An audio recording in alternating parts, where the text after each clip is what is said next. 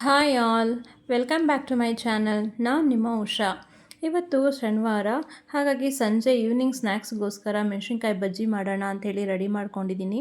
ಮೆಣಸಿನ್ಕಾಯಿನ ಸಣ್ಣದಾಗಿ 2 ಭಾಗ ಮಾಡಿ ತೆಗೆದಿಟ್ಕೊಳ್ಳಿ. ನಂತರ ಕಡಲೆ ಹಿಟ್ಟಿಗೆ ಸ್ವಲ್ಪ ಓಮ್ ಕಾಳು ಬೆರೆಸ್ಕೊಳ್ಳಿ. ಇದಕ್ಕೆ ಖಾರಕ್ಕೆ ತಕ್ಕಷ್ಟು ಅಚ್ಕಾರದ ಪುಡಿ ಹಾಕ್ಕೊಳ್ಳಿ. ನಾನಿಲ್ಲಿ 2 ಸ್ಪೂನ್ ಬಳಸ್ತಾ ಇದ್ದೀನಿ.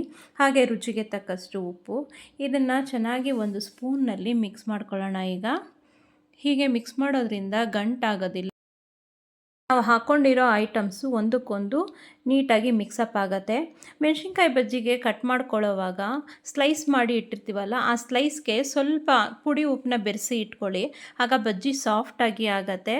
ಹಾಗೆ ಮೆಣಸಿನ್ಕಾಯಿ ಬಜ್ಜಿಗೆ ಹಿಟ್ಟು ಕಲಸೋವಾಗ ಸ್ವಲ್ಪನೇ ನೀರು ಹಾಕಿ ಕಲಿಸ್ಕೊಡಿ.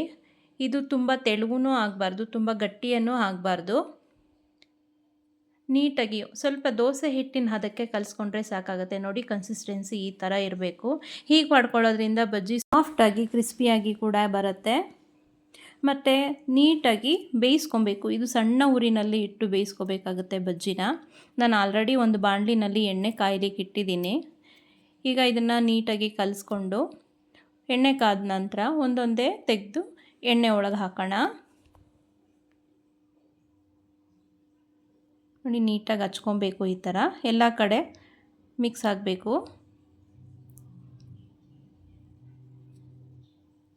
ಉರಿ ಯಾವಾಗಲೂ ಸಣ್ಣ ಫ್ಲೇಮ್ನಲ್ಲಿರಬೇಕು ಬಜ್ಜಿ ಕರಿಯೋವಾಗ. ನೀವು ಯಾವ ಥರ ಮಾಡ್ತೀರಾ ಅಂತ ನನಗೂ ಕೂಡ ಕಮೆಂಟ್ನಲ್ಲಿ ತಿಳಿಸಿ.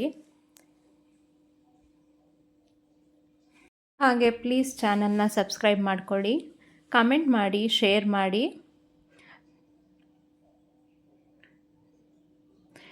ಎಣ್ಣೆ ಒಳಗೆ ಬಜ್ಜಿ ಎಷ್ಟು ಹಾಕ್ಬೋದು ನೋಡಿಕೊಂಡು ನೀವು ಹಾಕ್ಕೊಳ್ಬೋದು. ಆವಾಗವಾಗ ಈ ಥರ ತಿರುಗಿಸ್ತಾ ಇದ್ದರೆ ಎಲ್ಲ ಕಡೆನೂ ಬಜ್ಜಿ ಬೆಂದಿರುತ್ತೆ. ನೋಡಿ, ತೆಗೆದಿಟ್ಕೊಳ್ಳೋಣ. ಈಗ ಬೆಂದಿದೆ. ನೀಟಾಗಿ ಎಣ್ಣೆ ಸೋರೋದಕ್ಕೆ ಬಿಟ್ಟು ಆಮೇಲೆ ತೆಗೆದು ಸರ್ವಿಂಗ್ ಪ್ಲೇಟ್ಗೆ ಹಾಕ್ಕೊಳ್ಳಿ. ಇಲ್ಲಾಂದರೆ ಕೆಳಗಡೆ ಒಂದು ಟಿಶ್ಯೂ ಪೇಪರ್ನ ಹಾಕ್ಕೊಂಡ್ರೆ ಎಣ್ಣೆ ಸ್ವಲ್ಪ ಡ್ರೈ ಆಗುತ್ತೆ. ನಂತರ ಇದನ್ನು ಸರ್ವಿಂಗ್ ಪ್ಲೇಟ್ಗೆ ಹಾಕಿ ಇದ್ರ ಜೊತೆಗೆ ಕಾಫಿ ಅಥವಾ ಟೀ ಏನಾದರೂ ಮಾಡಿ ತೊಗೋಬೋದು. ನೋಡಿ, ಬಜ್ಜಿ ಹೇಗೆ ಕಾಣಿಸ್ತಿದೆ, ತುಂಬ ಚೆನ್ನಾಗಿ ಬಂದಿದೆ ಅಲ್ಲ. ನೀವು ಕೂಡ ಇದೇ ಥರ ಟ್ರೈ ಮಾಡಿ. ಹಾಗೆ ನೀವು ಹೇಗೆ ಮಾಡ್ತೀರಾ ಅಂತ ನನಗೂ ಕೂಡ ತಿಳಿಸಿ. ಬಾಯ್.